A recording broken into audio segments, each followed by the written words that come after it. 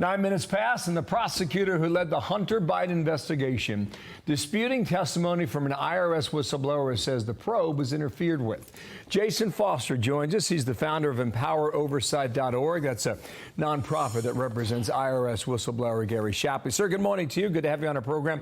Lindsey Graham was talking with Sean last night. He had a lot of questions about this. Why don't we cue up soundbite number 6, guys, and listen to his questions first, and we'll turn it over to you. Watch. Here's what I do know, that I don't trust the system to tell me the truth. I want to know what happened. Who did you talk to dismiss the allegation? How did you dispose of this allegation? And I do know this for 1,000% for sure, that the FBI and other Department of Justice officials briefed Mr. Weiss and his team about the 1023. They were told by other people in the Department of Justice, this is not Russian disinformation. You need to look at it. A handful of questions there. Can you answer any of them for us today in our audience, sir? Well, Mr. Weiss's most recent letter to Congress, he sent 3 of them now, and none of them have really clarified the situation. They've only sowed confusion. And his most recent one, sort of relies on this distinction between his authority that he may have asked for as a special attorney as opposed to a special counsel, and he sort of relies on this distinction to claim that the IRS whistleblowers, maybe misunderstood something. But the whistleblowers were cross-examined for 14 hours by both sides on Capitol Hill, and Mr. Weiss has not yet been cross-examined or subject to that same sort of scrutiny. This is all sort of a distraction from the core issue, which the core issue is what he would have to deal with if he were actually questioned before Congress. And that is that he handcuffed the investigators and didn't let them pursue any leads that would have gone toward President Biden. And more importantly, he let Biden political appointees weigh in, contrary to the assurances of independence that he and Mr. Garland have provided to Congress and the public.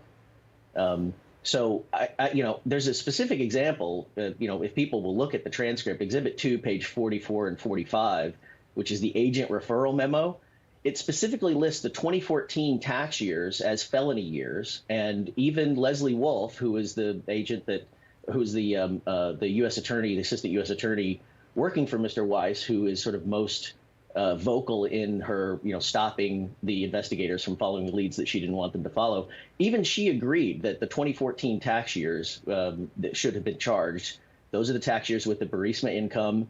Those are felony years. So the question for Mr. Weiss is, if he was allowed to have the authority to charge in any district he wanted, then why didn't he charge those the 2014 tax year in the District of Columbia before allowing the agreement on the statute of limitations to lapse? Now that he's done that, now that he allowed that to lapse, those cannot be brought, and he's responsible for that decision. It is interesting. I worked at DOJ just for a while as a spokesperson. I'm not a lawyer, but one of the things that, as I read David Weiss's comments, it seems to me that he knew that he shouldn't formally ask. Like it had been made clear, like, don't ask for something that is not going to happen or that we're going to have to make a big mess of. I can imagine that might be a scenario and something he should be asked about. But also, wouldn't the line attorneys have written an internal memo about all the different prosecution paths? It's called a J memo. Do you know if something like that exists? I don't, but as I said, the memo from the agents referring to the prosecutors' charges is actually, part of it is in the transcript of Gary Shapley's testimony before the Ways and Means Committee. And they don't send up a memo like that if the prosecutors don't agree with it, right? Typically. And in fact, the memo shows that Leslie Wolf, the primary U.S. attorney, assistant U.S. attorney that Gary Shapley dealt with during the investigation, she did agree with those charges.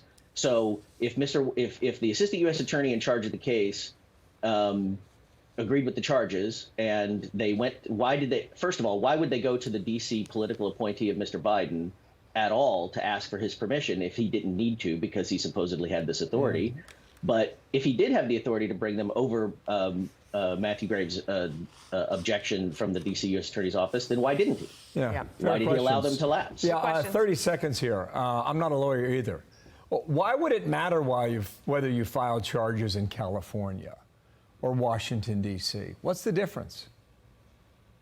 Because it has to do with the rules of the Justice Department and who is authorized to bring charges where. We have U.S. attorneys who have, as Mr. Weiss admitted in his second letter to Congress, he's geographically limited into where he can bring charges unless he has some kind of special authority, Right. which he claims he had, and yet he didn't bring the charges. That's what he needs to go up to Congress and answer questions as we about. said from the beginning, someone's lying. And I don't know when and if we're going to find that out. Thank you for coming on today, sir. Great to have you. Thank you. Yeah, Jason Foster. Thank you. Thanks.